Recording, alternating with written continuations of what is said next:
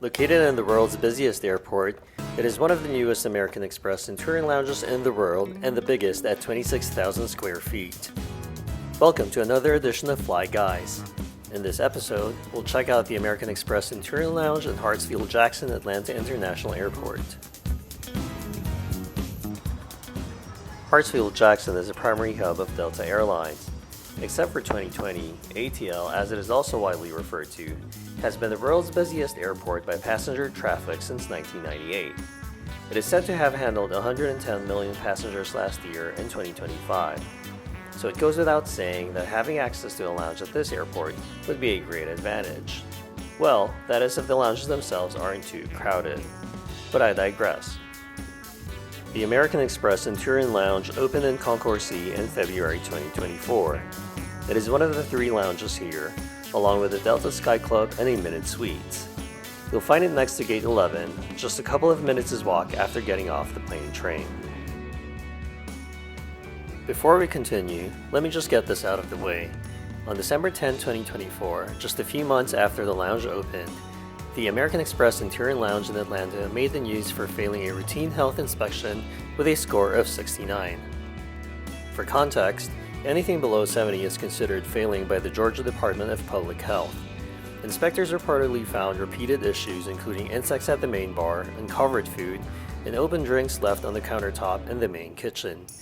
A re-inspection the following week, on December 18, 2024, raised the score to a passing 83. Since then, no new public health inspection scores have been released, at least up through my first visit in September 2025, my visit in October, and all the way to the time of this video in early 2026. With that out of the way, let me just also say that this video includes clips from two visits. Most of the footage is from an early morning weekday flight in October 2025, and the rest are from a Saturday morning visit in September of the same year. In both of those visits, I was fortunate enough to avoid the dreaded long lines to access the lounge. And after presenting my American Express Platinum card at the front desk, the friendly staff promptly invited me in to enjoy the lounge. Right by the front desk is a tablet where you can reserve one of the three shower suites. I added my name to the list on both visits, but unfortunately wasn't able to use a shower on either occasion. The American Express Centurion Lounge in Atlanta is the largest in the network, with 26,000 square feet for passengers to wait for their flight. As soon as you enter the main section, you'll be greeted by a grand room with high ceilings, modern designs, natural light, comfy seating, and a 50-year-old live olive tree as the centerpiece. Pretty impressive for an airline lounge.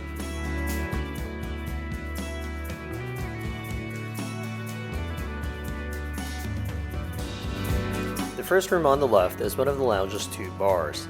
Called the Reserve, it is a craft whiskey bar and it is the first of its kind in the Centurion Lounge network. Through the whiskey bar, you'll find one of the two entrances to the inner courtyard terrace, which features a variety of seating options and lush foliage.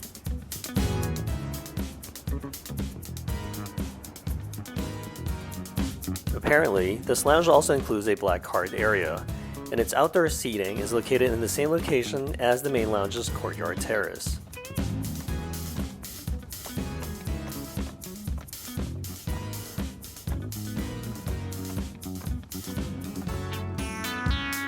Next to the Reserve Whiskey Bar is a small section with both individual and group seating, a TV monitor, and a few quieter, more private phone rooms.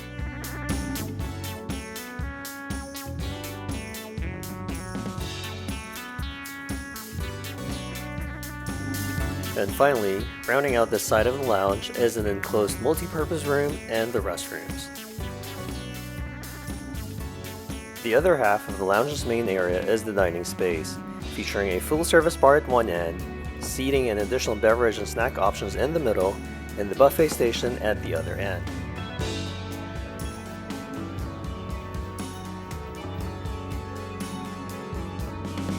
I was not able to check out the alcoholic drink offerings at the bar, but I did line up to get a glass of soda as it is not readily available elsewhere in the lounge.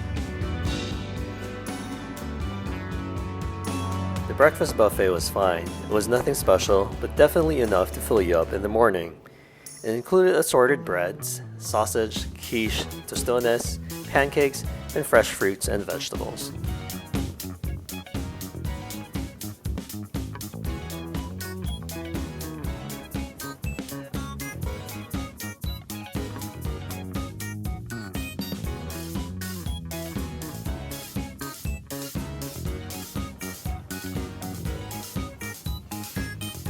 The beverage station in the middle included 2 espresso machines, hot and cold tea, brewed coffee, assorted drink shots, some light bites, and flavored sparkling water. Moving along to the other side of the lounge, you'll find a second buffet station. It features the same items as the first, but with a bit more variety. Next to the buffet is the entrance to the second outdoor terrace of the lounge. This one has a view of the tarmac, and it is a great space for plane spotting.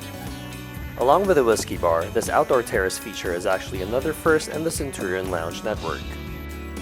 As you may notice in this clip, which is for my second visit in October 2025, the outdoor terrace was actually closed.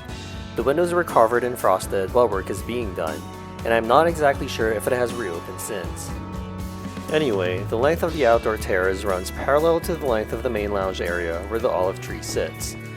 There's a variety of seating here, as well as a food and beverage station with light bites and drinks, including hummus, a couple of dips, and iced tea.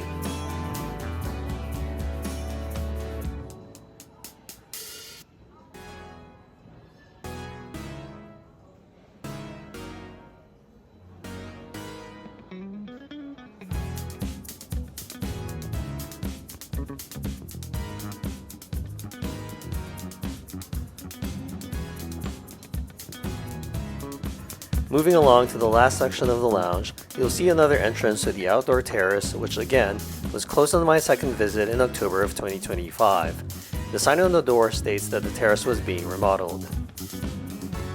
Past this section, you'll reach the end of the side of the lounge, which has more seating options and floor-to-ceiling windows that provide you a great view of the tarmac. The area is divided into smaller sections, with a couple of TV monitors spread throughout, and another food and beverage station for guests lounging in this area. On the morning of one of my visits, they had drink shots, cookies, and a fruit salad on display, along with some sparkling water, tea, espresso, and brewed coffee.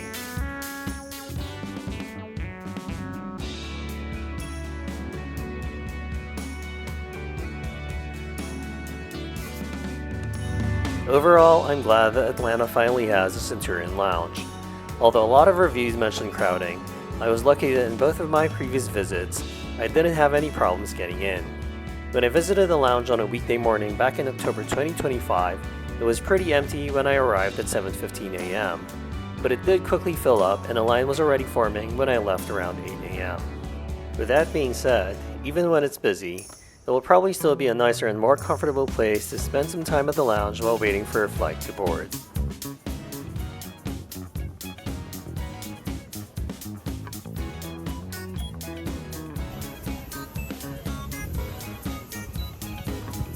Thank you for watching, safe travels, and please like and subscribe.